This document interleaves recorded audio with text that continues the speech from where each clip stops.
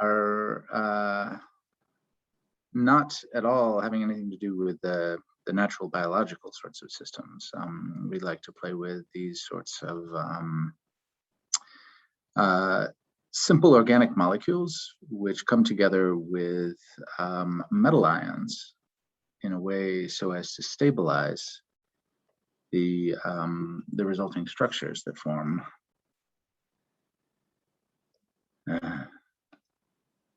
There we go. So this equilibrium is ordinarily not favorable except in the presence of the metal ions. So there's also a mutual stabilization that happens between the metal ions and the ligands. And that leads, in this case, to the formation of tetrahedral capsules, much, much smaller than these viral capsules.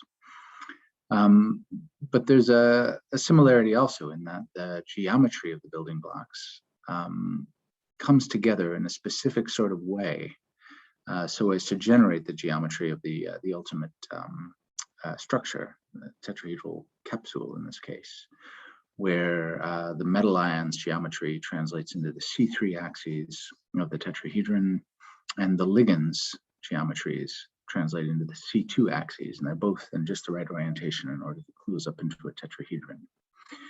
And of course, within these sorts of tetrahedra, you can put things such as cyclopentane and cyclohexane, only one guest per host ever. And the fact that the capsule is very rigid and the pores in it are fairly small allows you to just remove one of these to separate them in a way that is potentially useful, because otherwise, if you want to separate these two molecules, you need a very, very long distillation column. You can also put inside environmentally hazardous materials such as sulfur hexafluoride. So that's the worst greenhouse gas there is. 1 kilogram of it in the atmosphere does the same damage to the climate as 24 tons of carbon dioxide. Here we can pick it out of the air if there's enough of it around. It has pretty good affinity to go inside the capsule. And we can release it under very mild conditions to dispose of it or to reuse it, potentially to recycle it. So encapsulation might serve as a kind of a way to recycle this very, very dangerous greenhouse gas. Another interesting and very dangerous molecule is white phosphorus. So white phosphorus has a well-known tendency to burst into flame spontaneously upon contact with the air. It goes into this particular capsule very easily and it's well encapsulated inside there. And once it's in, it doesn't react with oxygen under ordinary circumstances.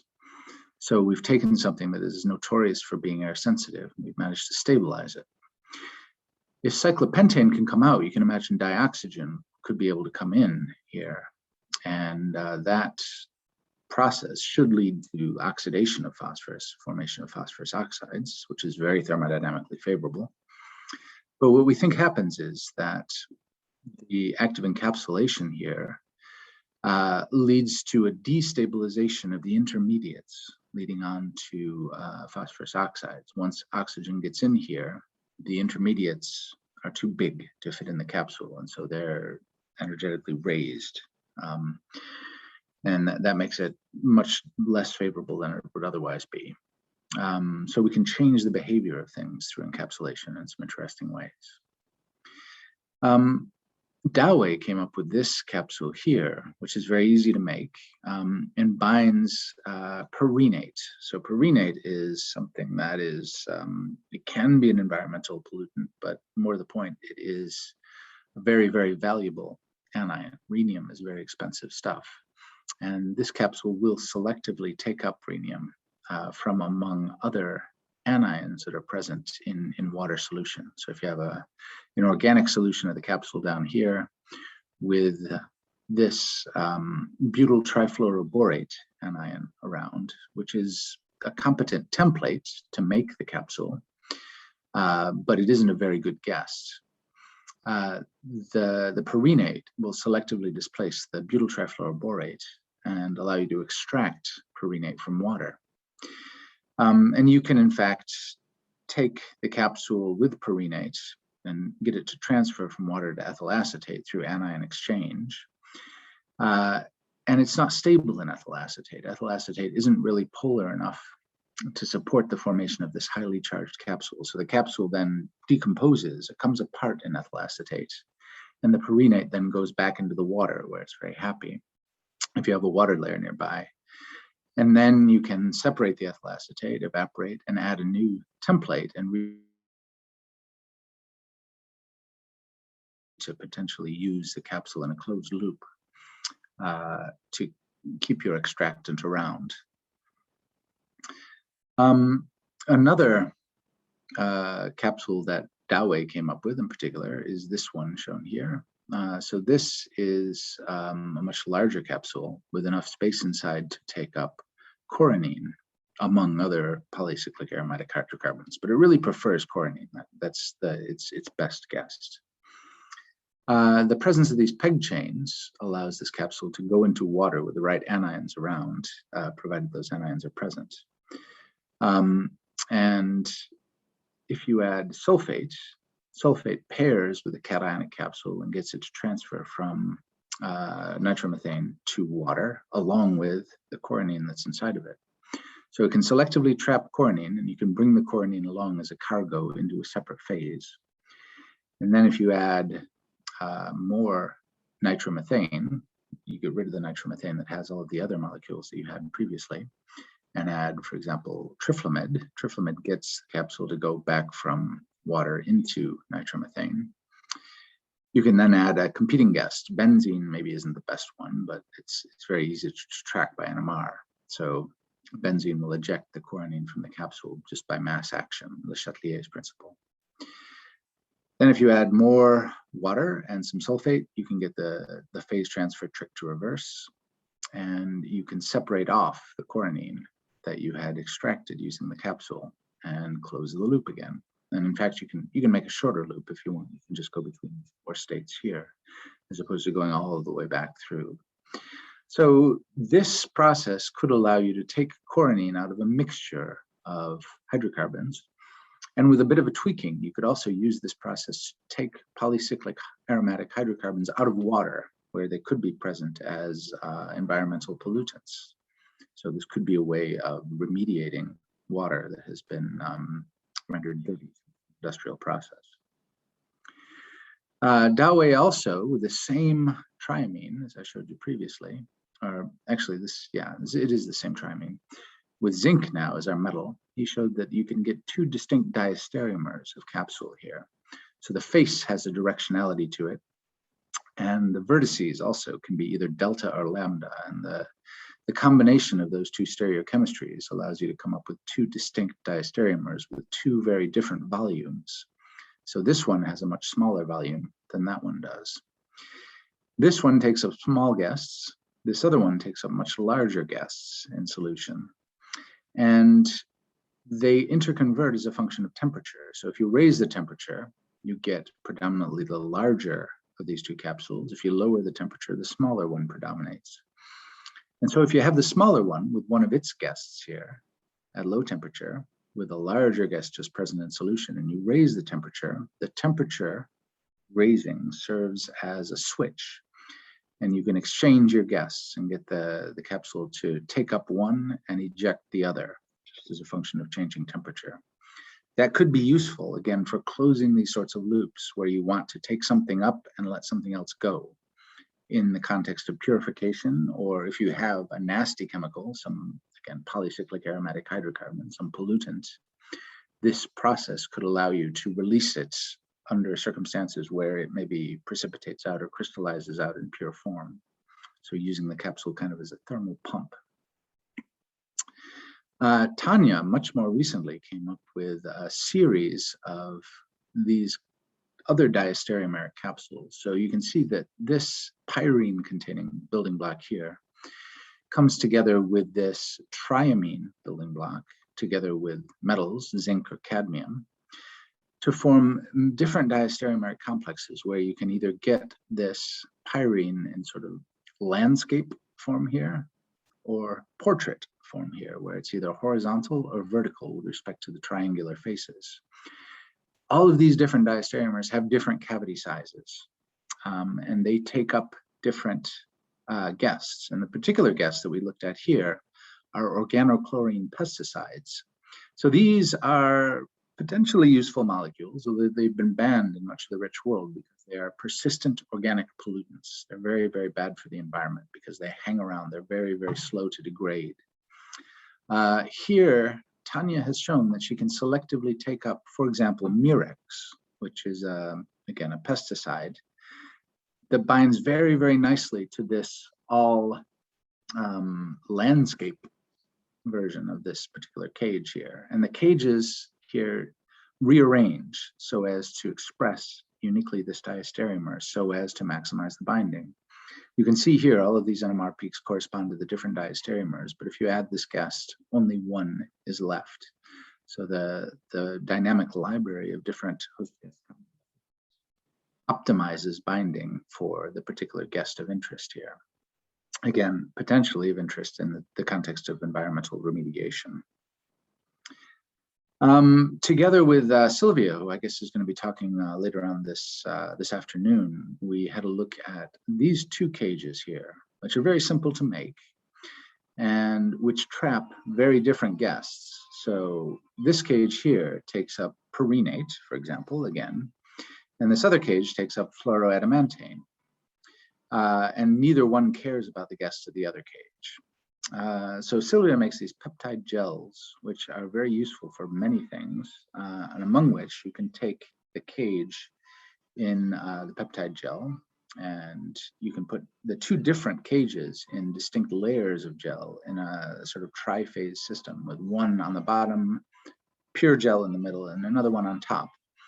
And then if you add a mixture of the two things that you'd like to separate to the top of this gel, the cages are stuck each in their individual layers of gel, and the guests can diffuse through. And so you can then just peel the layers of gel apart and get pure host-guest complexes and separate the guests using some of the methods that I've talked about already.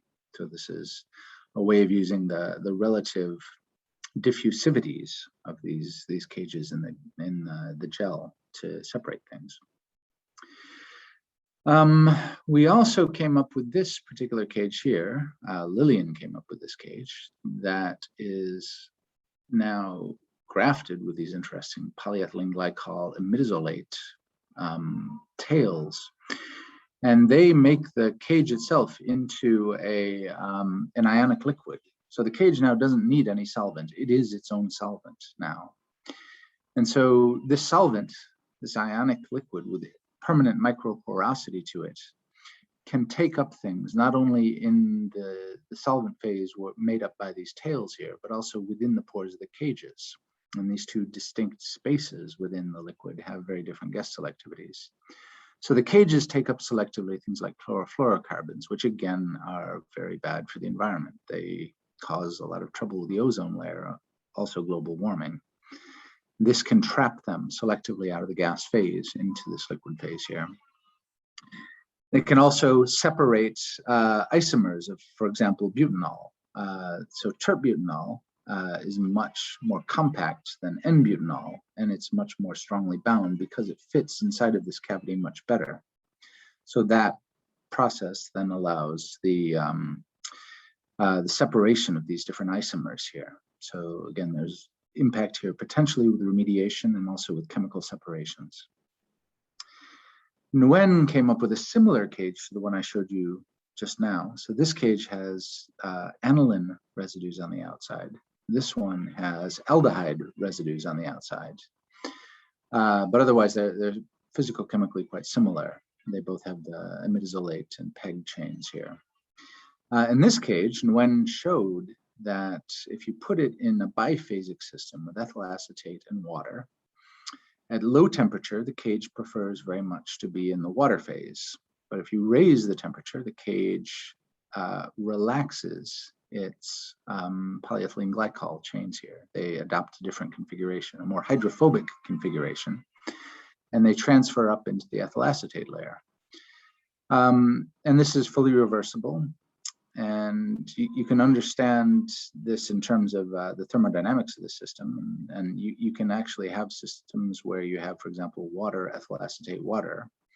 And you can move the cage along with any cargo inside of it from one phase to another by using a thermal gradient to direct the motion. So that makes it a kind of a heat engine where you're using a thermal gradient, the energy in that thermal gradient, to establish a gradient in chemical potential within the system. In fact, you can move things through multiple different layers. If you have 5 layers, you can move things up and then down again. As you can see in this just series of photographs here, you can move things up and down. And that might be useful, again, in the context of chemical purification. We can move cargoes using this sort of idea over macroscopic distances and potentially release them, again, using some of the ideas that I discussed previously. So this could result in some new ways of moving desired molecules around and getting them out of a part of a system where you don't want them and pushing them into a part where you do want. More recently still, Hugh had a look at some of these cages supported on silica, and he found that you can take, for example, all of these different charged species and absorb them onto alumina or silica, but alumina tends to work best. And in particular, acidic alumina takes up anionic species or anionic cages, and basic alumina takes up cationic species, cationic cages, just due to charge effects, because the acidic alumina, of course, has a positively charged surface. So this is a chat, 2 minutes. Okay, almost done. And so you can then put these cages on the supports and put things into the cages on the supports. So if you have an initial guest, you can then add a competitive guest and eject the initial guest.